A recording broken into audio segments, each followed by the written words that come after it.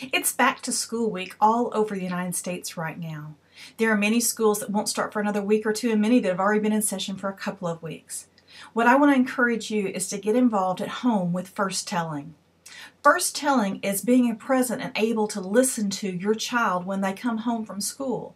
It may be that your child goes to an after-school program. It may be that they have daycare after school. But first telling happens within the first 5 minutes of when you reach your child.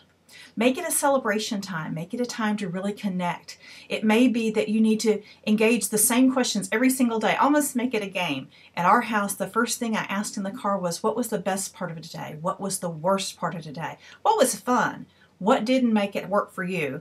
Who was having trouble today? And who do we need to pray for? Bottom line, those questions became very corny to us, but the truth is, for over 12 years with each of our children, they came to expect those answers and to look forward to telling me what it is. It also gave them the opportunity to tell what was going on in their lives without judgment. It's very important when you're listening to those responses to just listen and to affirm what they say and to let them own their feelings about it.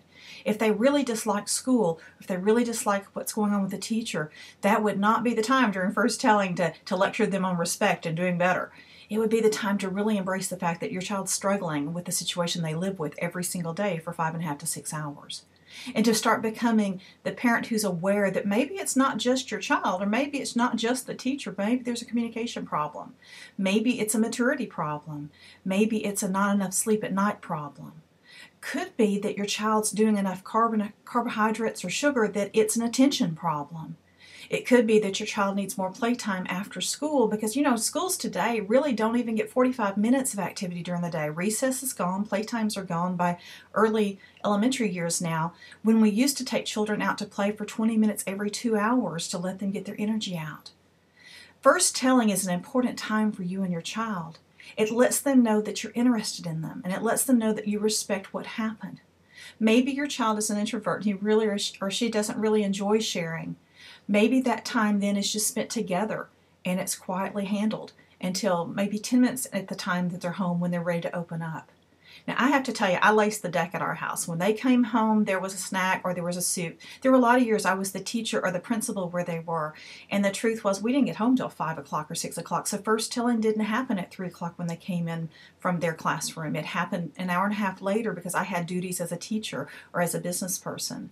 And so I laced the deck. I made sure that when they came home or when we were cooking dinner together, in fact, cooking dinner together became a part of our routine because I learned that if they were busy helping me do something, they were more likely to talk to me about their lives. And that actual functioning together instead of just pulling something out of the freezer or driving through and picking it up gave us time together with our hands busy, and our minds and our hearts could start to meld together as we talked and worked together. First tellings are important, whether your child's coming in from camp or whether they're coming in from Boy Scouts or whether they're coming in from school. To listen and actively hear what's going on in your child's life can give you a lot of clues as to what's going on with their peer groups, with their relationships at school, and with their self-perception. Confidence comes from competence, and part of that is understanding that our children need to feel like they know that they can do something. Sometimes at school, it may be the lessons unfamiliar to them. It may be they haven't learned to learn, because smart children particularly don't learn how to learn, they just know it, quote unquote. But we have to teach them the steps to study, and we have to teach them the steps to interact. And that first telling about how school's going to be for them this year often tells us the clues of what we need to know, whether it's organizational skills for writing the homework that they forgot, or whether it is extra time reading over the spelling words because it's no longer a level of spelling words that they can just look at twice and be done. First telling really opens the door to them telling you their heart.